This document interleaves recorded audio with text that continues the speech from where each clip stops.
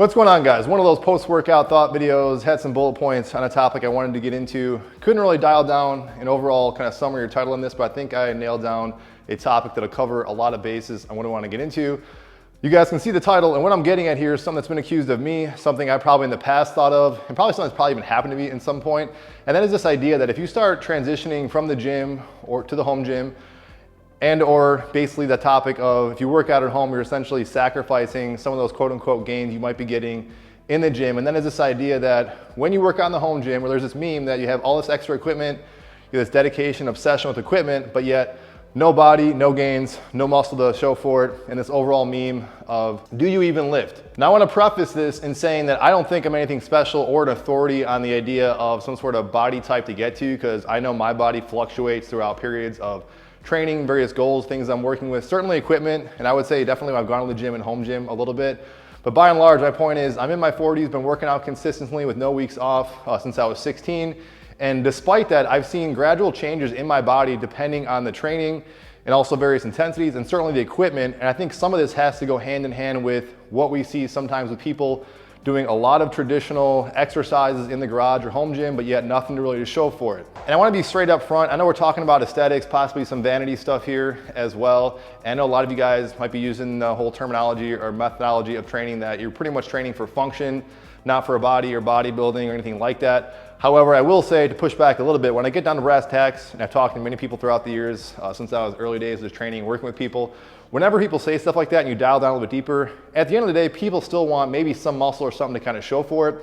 Of course, there are many other variables that go along with this, such as genetics. Of course, that plays a role with that. But I also don't necessarily like that excuse, because I can see for myself personally, I don't think I have the best genetics, but I can tell depending on the training, the intensity that I do, I can see my body type kind of change throughout the years. And if you take anybody, no matter how bad their genetics are, if you give them consistent training, it's done properly, and they have enough years under their belt, which is probably a topic I'll get into, you should see definitely some visible muscle or something to kind of show for it.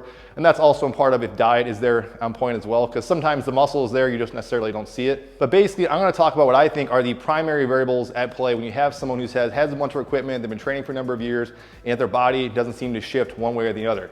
I think more or less it comes down to training intensity, your training age, or how consistently, how many years under the belt you have training, the program you're following, and even the equipment to the extent to make it a little more practical and relevant to the home or garage gym space. I don't know if you guys like these informal videos or not covering any equipment, but with that being said, everything seen in this video, along with discount codes, everything seen can be dropped down below in the description box. Greatly helps support me and the channel, keeps the lights on and content flowing out your way. First thing I want to get into, and these are not necessarily in order of importance, but definitely the program has something to say for it. And even in my discussion with Coop from Garage Gym Reviews, he, I think, is a stereotypical example of, I would say, the microcosm of what I'm talking about in this home gym or garage gym space, where I personally think, I think many people agree with this, that of course people were training with bodybuilding and strength training in the home, powerlifting, stuff like that.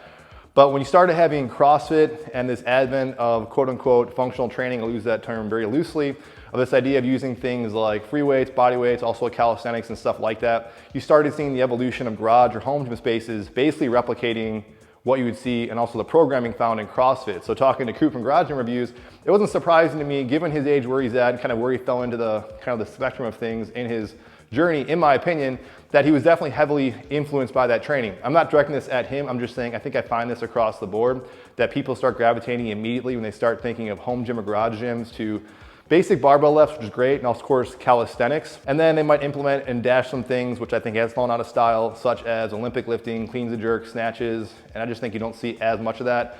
Not to go on a kind of a side rant, but I've been referencing in past videos, you are starting to see that gradual shift into old school bodybuilding in the home and garage gym space. But I will say, with all that said, the programming more or less wasn't necessarily on building that aesthetics and maybe kind of building more lean muscle mass.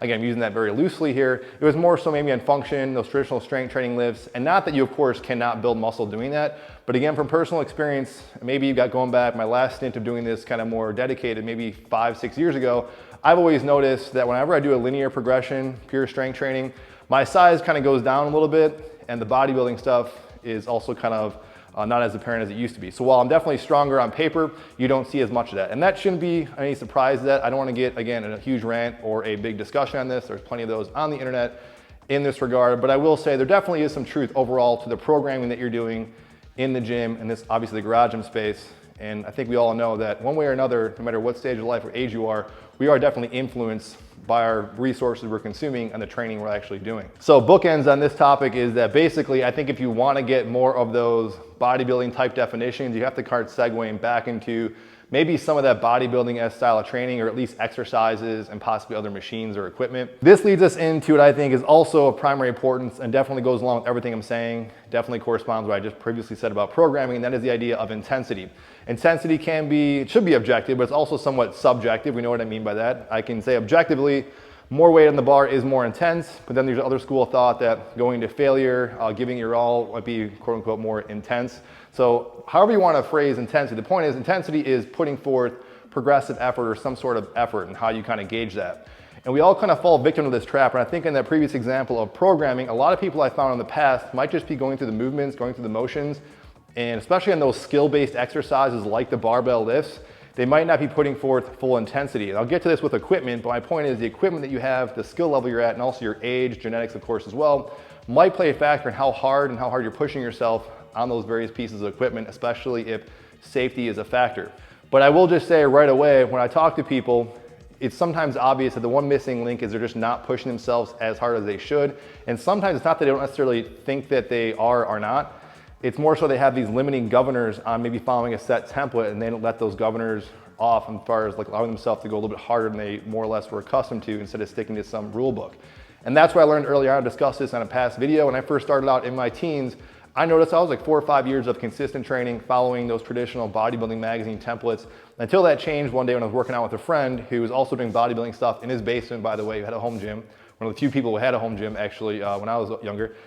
Pretty much bodybuilding had power blocks, a bench, a squat rack, preacher curl, stuff like that. But what opened up my eyes was that not only was this person working harder, he was working harder in the sense that he was breaking the traditional rules. I noticed him and myself when we were doing workouts, we were doing drop sets, doing much more work and overall effort than I traditionally would have done. Also breaking the rules as far as things like exercise order I would have done.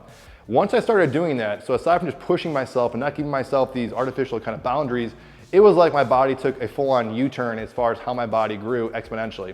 And I'd say on top of that, given that time period, I also started eating a lot more calories, which is also a giant factor of helping promote muscle growth.